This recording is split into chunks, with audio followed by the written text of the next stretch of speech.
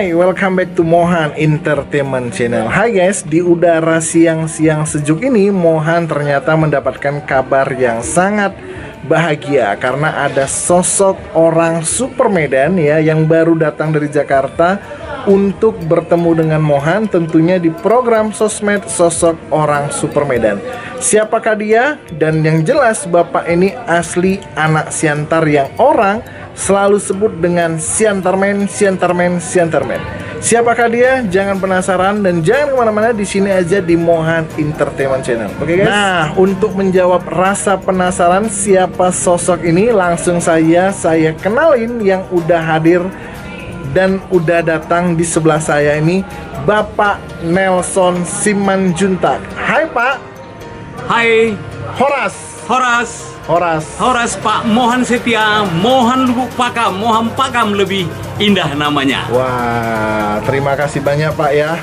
Siap. Salam sehat, salam hormat saya buat Bapak yang udah menyempatkan waktu untuk hadir di program sosmed sosok orang super Medan. Nah ini dia. Ya, salam sehat, salam siang. Terima kasih guys dimanapun berada. Kita lanjut pertemuan kita siang ini. Nah ini dia yang udah jauh-jauh dari Jakarta yang mau berkunjung ke kota Siantar nih Pak ya. Siap. Wah, sebelum Bapak ini balik ke Jakarta, saya akan coba menanyakan beberapa hal tentang dimana Bapak ini sudah banyak sekali berkarya untuk Indonesia. Dan bukan hanya untuk Indonesia, Bapak ini juga udah berkarya di kota-kota besar, tentunya di Indonesia Pak ya. Seperti mana aja nih Pak yang kota udah Bapak berkarya Pak? Baik, saudaraku Mohan Pakam. Beliau culik saya ini dari Siantarmen, anak Siantar. Idealnya selalu disebut Siantar Nabelau. Luar biasa penyebutan ini dan di mana-mana cukup strength nama itu ya. Saya sendiri dari Siantar sebut Nelson Simanjuntak, take me out to Lubuk Pakam oleh Pak Mohan siang ini. Ada beberapa catatan indah yang perlu kita sampaikan bagaimana dengan kota Siantar. Tempat kelahiran saya khususnya besar dan tentu setiap bulan, setiap tahun saya kembali ke Siantar yang indah ini. Di sana saya dibesarkan dan merebut sertifikat, merebut ilmu baik di dalam maupun di luar negeri dan secara spesifik mengabdi di Merah Putih di negara ini. Wah, jadi sepanjang perjalanan hidup mengabdi di Merah Putih Pak ya. Siap. Ini bahasa yang sangat menarik dari Bapak Nelson Simanjuntak, mengabdi di Merah Putih. Wow. Pasti. Nah, bercerita sedikit tentang Siantar Pak, saya sangat suka dengan kota Siantar karena di kota Siantar itu Pak ya, orangnya ramah-ramah. Baik. Terus ada pajak yang namanya pajak Horas. Iya. Dan kalau bercerita sedikit nih tentang musisi Siantar, saya suka dengan musisi yang lagi ngetop-ngetopnya nih Pak, yang lagi hits-hitsnya di Indonesia, yaitu Pangs Nguaran. Pangwaran Pak Pangwaran, ya. Ya, lagunya Sayur Kol Pak. Sayur Kol yang sangat terkenal. Baik. Sangat terkenal Pak ya. Nah Pak, untuk mempersingkat waktu yang saya takut Bapak ini masih banyak jadwal, saya coba-coba aja langsung ngasih Bapak beberapa pertanyaan yang menurut saya ini pertanyaannya gampang, tapi saya nggak tahu nih Bapak menjawabnya gimana Pak.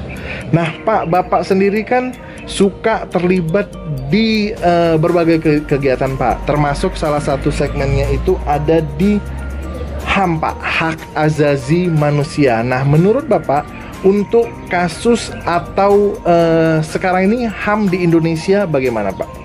Baik.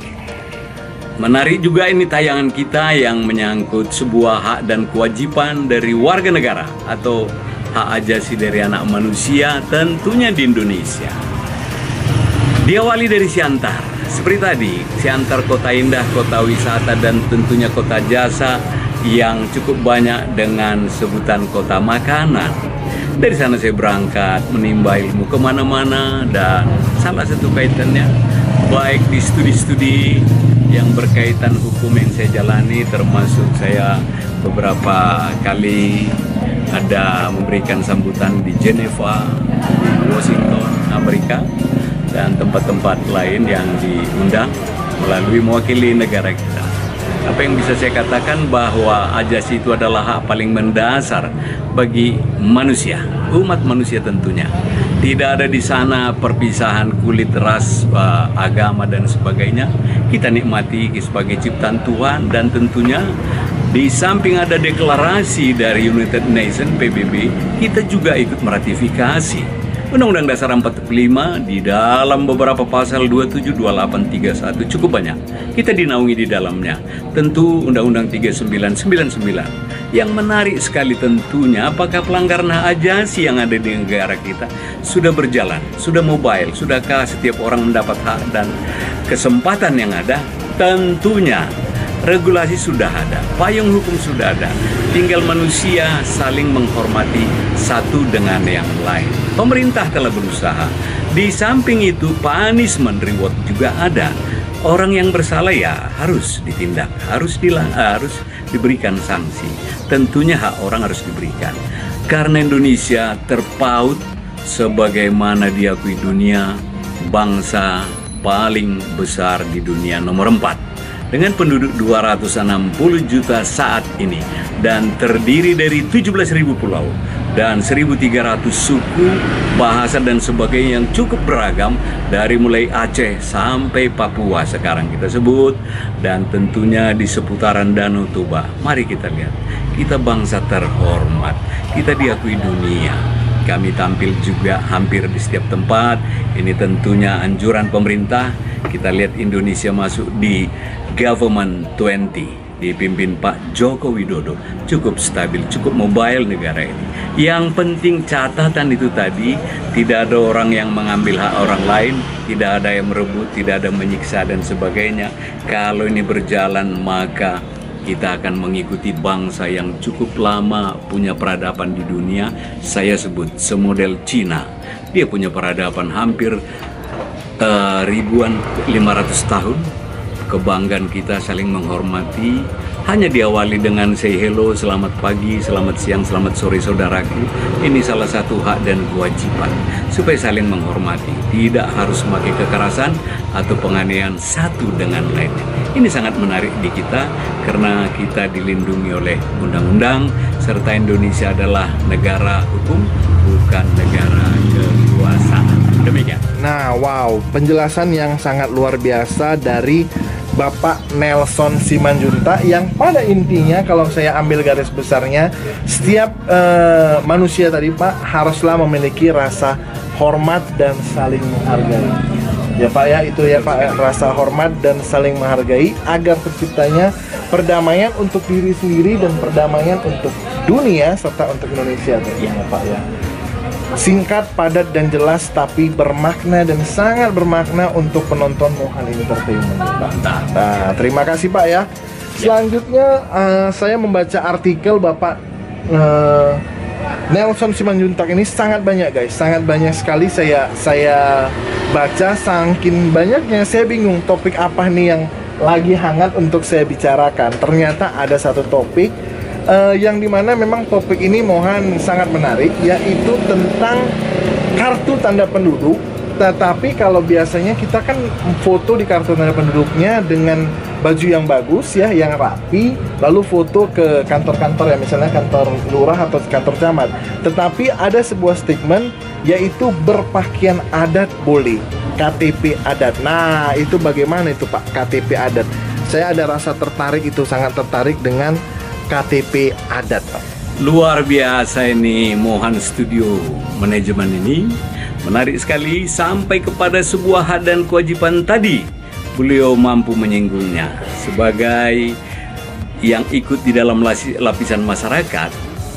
Yang ada sekarang terakhir, perubahan beberapa kali, ada Undang-Undang 24 tahun 2013 tentang administrasi kependudukan. Tentu ini secara nasional berlaku untuk di Indonesia. Nggak ada sebenarnya regulasi itu yang statis. Regulasi itu dynamic supaya bisa dia hidup dan jalan di masyarakat.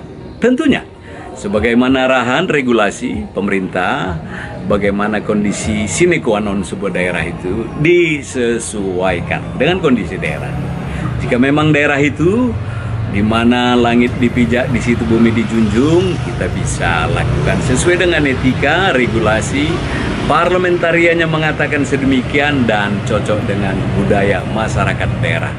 Malah di dalam sebuah undang-undang yang memasyarakat dan mendunia adalah Undang-Undang 23 tahun 2014 tentang pemerintahan daerah. Daerah tentu dipacu, dilakukan dengan penuh kesadaran ada daya saing daerah. Dari sini bisa berubah wawasan itu. Kalau sebuah daerah-daerah lain bisa bersaing yang tentunya normatif, regulatif, dan bisa memajukan daerah masing-masing, otonomi sudah diberikan seluas-luasnya. Di antara 34 provinsi dan 541 kabupaten kota, apa ciri khas daerah itu? Silakan. Sumatera Utara dengan spesifiknya tariannya, ulosnya, dan tentunya Marhula Marburu kalau sebuah spesifik di sini, dari mulai ada Anam Puak di Sumatera Utara saling terpelihara, termasuk di dalam adat dan legitimasinya.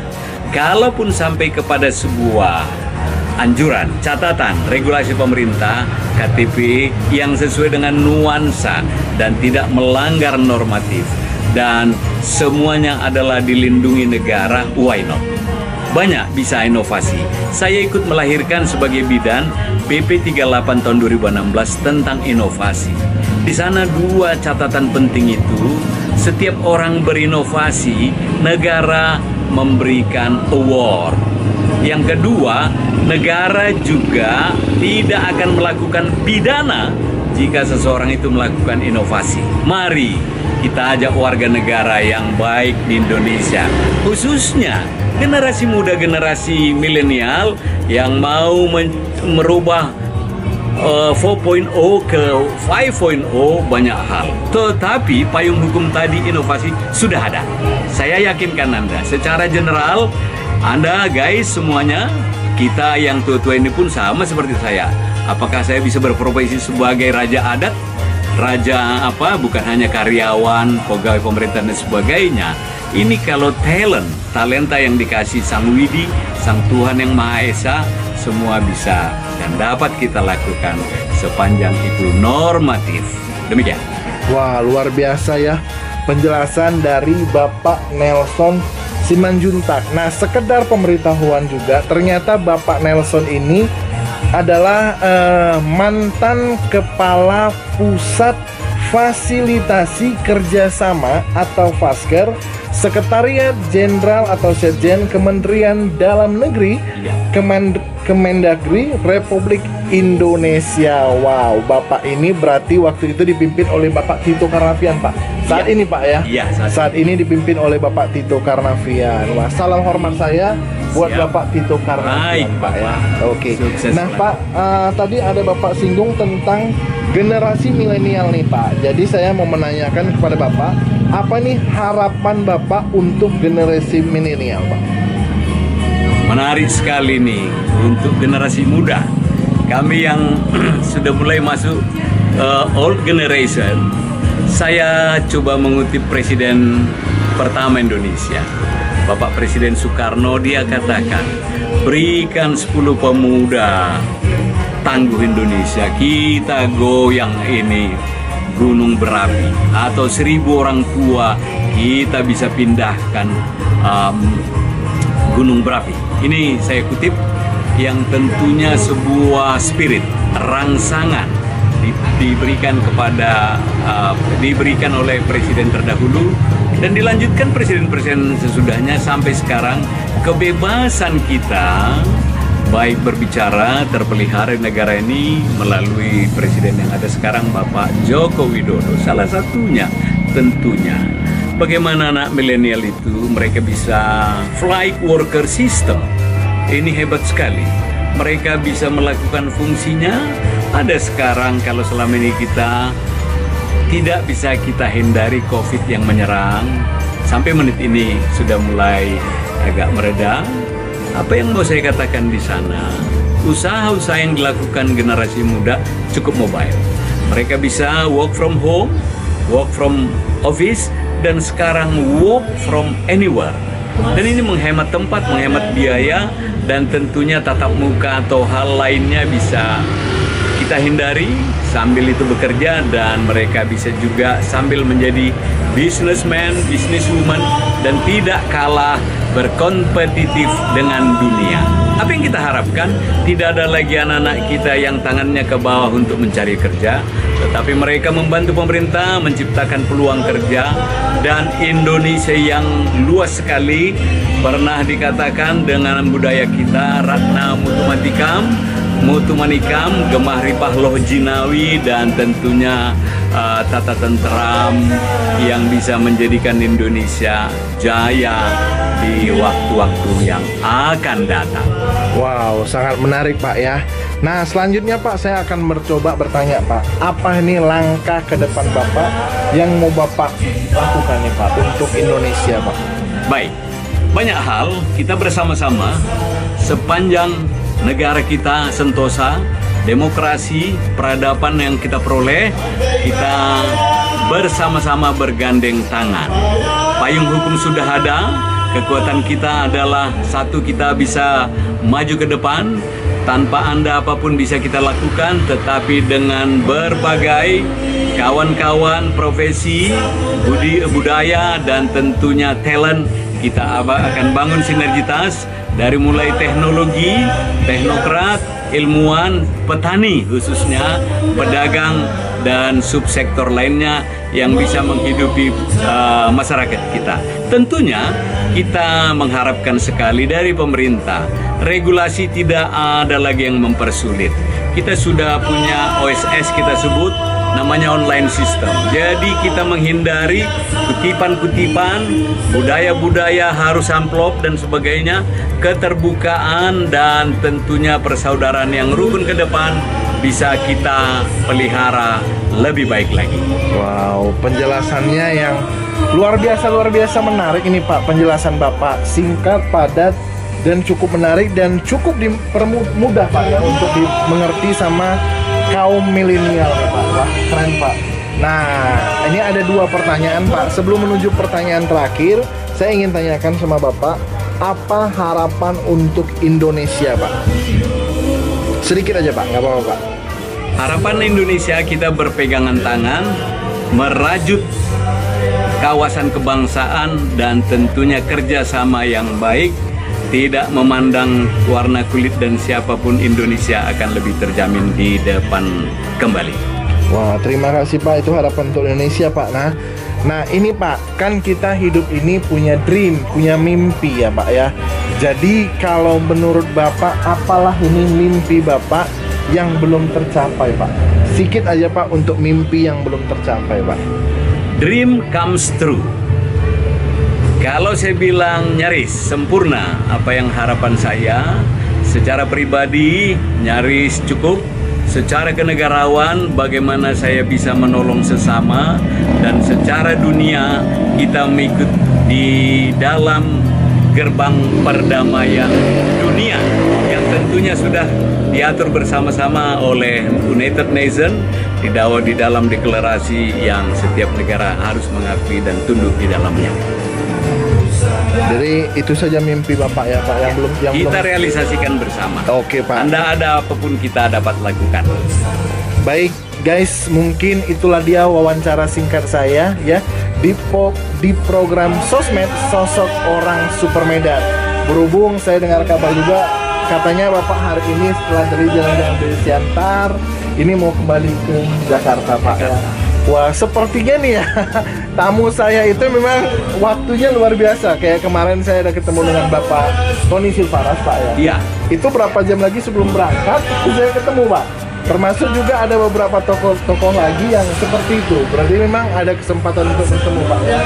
Karena kata bijak, kesempatan itu tidak datang dua kali. Ya. Pak Nelson Simanjuntak, terima kasih atas waktunya. Mohon maaf Pak kalau misalnya banyak kekurangan Pak ya. Yang jelas saya berharap Bapak sehat-sehat, maju terus, dan saya coba minta sedikit Pak, apa ini Pak harapan Bapak untuk pribadi Mohan Pak?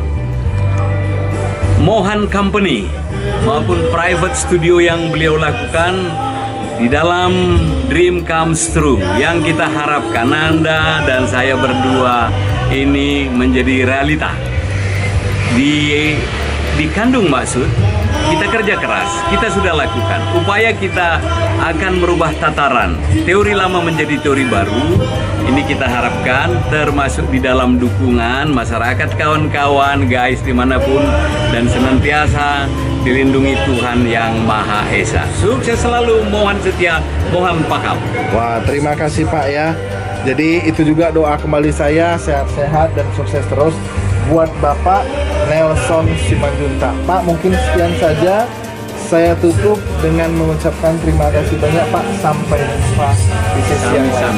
Thank you, thank you, Horas. Sampai ketemu. Horas. Thank you. Sampai jumpa.